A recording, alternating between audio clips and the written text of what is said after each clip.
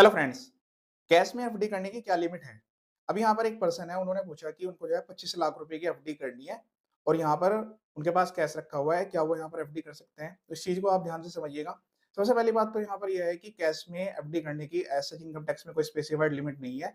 लेकिन हाँ, अगर आप यहाँ पर एक hefty अमाउंट का कैश, जैसे कि सेविंग बैंक की बात करें 10 लाख रुपए से ज़्यादा का कैश अगर जमा करते हैं, तो यहाँ पर जो है आपको इनकम टैक्स से नोटिस आ सकता है। फिर आपसे ये पूछा जाएगा कि भई आपका जो ये कैश है उसका सोर्स क्या है? मेन यहाँ पर आप एफडी करें, कोई प्रॉब्लम नहीं है। लेकिन जो आपके पास वो कैश है, वो कैसे जनरेट हुआ? क्योंकि इनकम टैक्स में जो ट्रांज़ैक्शंस है, उसके रिगार्डिंग स्पेसिफाइड लिमिट रखी गई हैं, कि आप जो है सेल भी करेंगे, तो उसके रिगार्डिंग भी लिमिट्स हैं। बाकी किसी का नेचर ऑफ बिज़नेस इस टाइप का हो सकता है कि भई वो जो है, यहाँ पर काफ़ी सारा कैश उनको आता हो, तो उसके रिगार्डिंग फिर वो ट्रांज़ैक्शन जो है, वो यहाँ पर करंट बैंक अकाउंट से करनी होगी। और जो भी उनके पास प्रॉफिट हुआ है, उससे वो यहाँ पर एफडी कर सकते हैं, उसमें कोई दिक्कत नहीं है।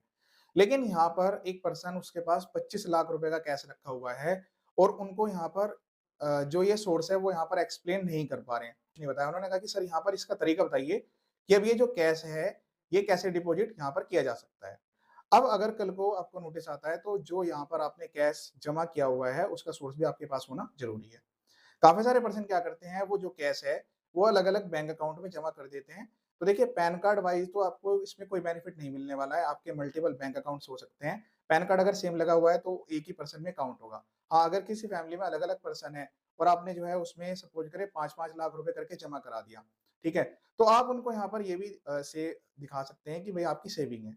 लेकिन वो भी यहाँ पर एक स्पेसिफाइड लिमिट तक ही वर्क करने वाला है कि भई आपकी जो सेविंग्स है वो 5-7 लाख, 10 लाख तक की तो जस्टिफाएबल रह सकती है, क्योंकि सेविंग अकाउंट में 10 लाख रुपए की लिमिट है। इससे ज़्यादा की आपके पास ऐसी क्या नीड थी कि आपने जो है कैश विथड्रॉ किया था या कहीं से आपके पास कैश आया था, वो आपने बैंक में जमा क्यों नहीं किया और आपने उसको अपने पास रख लिया। तो एज़ सच तो कोई नोटिस आपको रिसीव नहीं होगा अगर आपने 10-10 लाख वाली लिमिट को रख लिया और अपनी इनकम टैक्स रिटर्न को भी फाइल कर दिया, टैक्स उसमें पे कर दिया। लेकिन अगर फिर भी कोई नोटिस आ जाता है तो फिर आपको यहाँ पर ये जस्टिफाई करना होगा इसका सोर्स क्या था और आपने जो है इसको उसी टाइम पर जमा ना करके एक साथ ही अपने बैंक अकाउंट में क्यों जमा किया। वैसे अब यहाँ पर जो है इसके रिगार्डिंग नई लिमिट्स भी आ चुकी हैं। पैन कार्ड के रिगार्डिंग भी पहले यहाँ पर जो है 50,000 से ज़्यादा की ट्रांज़ैक्शन होते ही आपको जो है पर ट्रांज़ैक्शन के रिगार्डिंग जो है आपको पैन कार्ड देना ज़रूरी होता था। लेकिन अब यहाँ पर जो है 10 लाख रुपए से ज़्यादा की जब ट्रांज़ैक्शन होगी तो पैन कार्ड देना ज़रूरी होगा। लेकिन अगर किसी बैंक अकाउंट में ऑलरेडी पैन कार्ड लगा हुआ है, क्योंकि अभी सभी बैंक अकाउंटों में केवाईसी मैंडेटरी है, पैन आधार सबके लिंक है, तो फिर यहाँ पर वो लिमिट्स नहीं रहने वाली हैं।